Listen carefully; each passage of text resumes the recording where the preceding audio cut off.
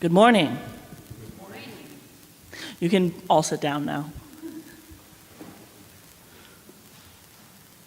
It's good to be with you all this morning.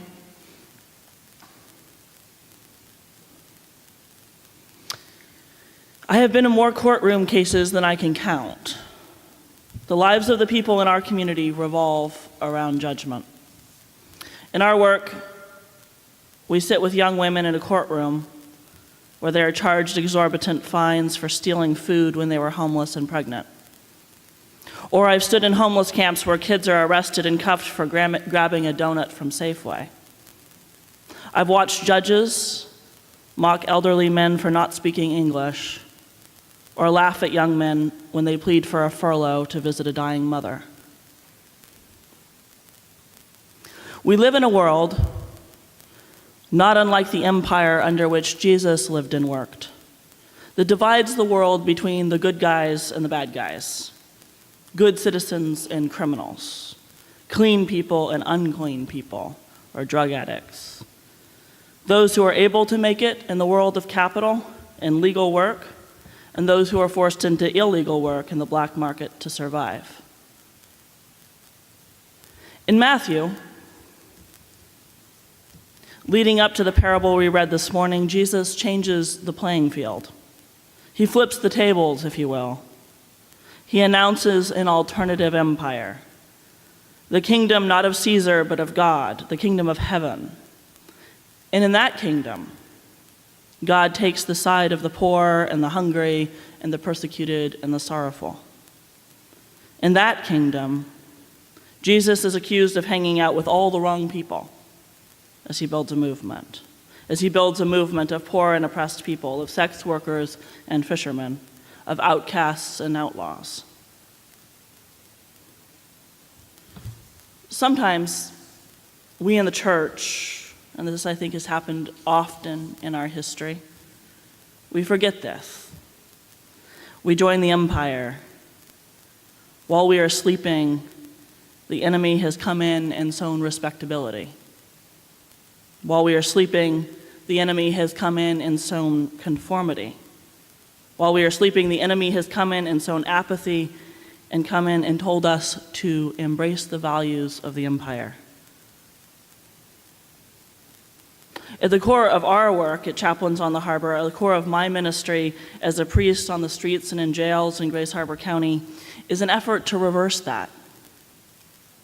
We say often that what we're doing is living out the baptismal covenant to respect the dignity of every human being. And that is a countercultural, anti-empire stance. It's one that flies in the face of all that we have learned about good and bad people. In some ways, the kingdom of God, the kingdom of heaven, divides people in exactly the opposite ways of the world. And so as I read the parable for this Sunday, and as I thought about this sermon, I wondered, what would these parables sound like in Grace Harbor, where I work? Or what would they sound like on the streets of Seattle? Maybe something like this. The kingdom of heaven is like a group of young men in jail, kids who have lost everything, who have been in and out of jail since they were in their early teens, who were labeled thugs before they came of age, who start a Bible study. And out of that Bible study, they talk about what they faced on the streets. And they start making little shoes out of discarded top ramen packets as a fundraiser for a community center for youth like them.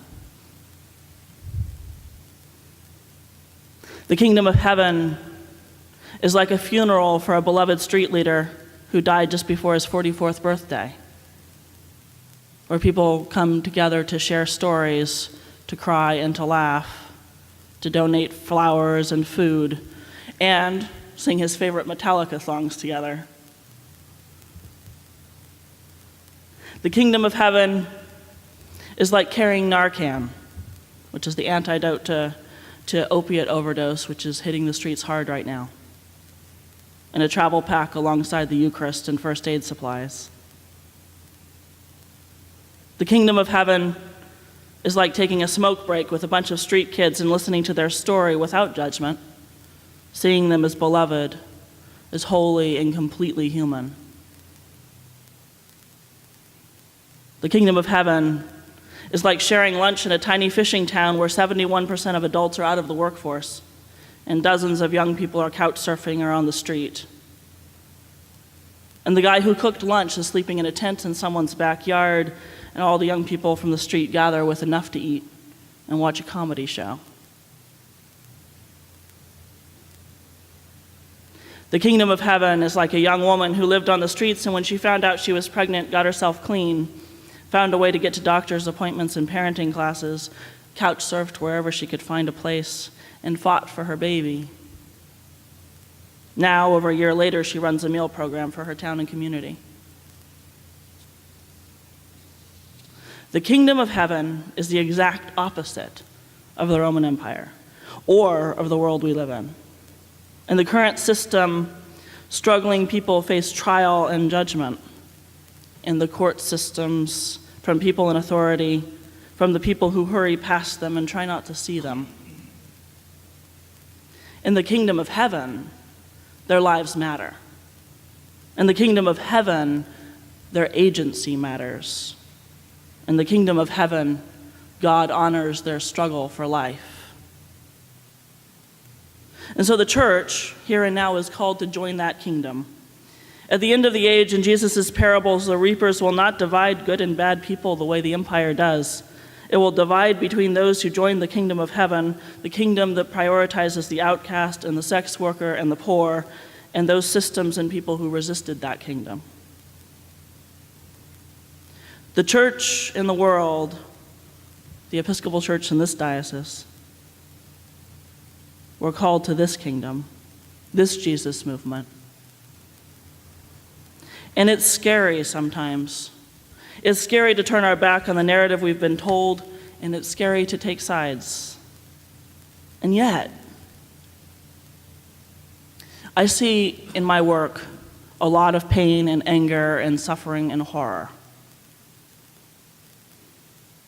And I have never seen greater love than the love I have seen people demonstrate as they struggle to survive. I've never seen greater courage than I have in the faces of young men and women who refuse to die, who refuse to believe they are worthless, who struggle through hunger and cold and exhaustion and struggle still for life. I have never seen greater potential for change, greater examples of the coming kingdom than I have on the streets of Aberdeen and Westport. The kingdom of heaven is truly among us, if we only care to look.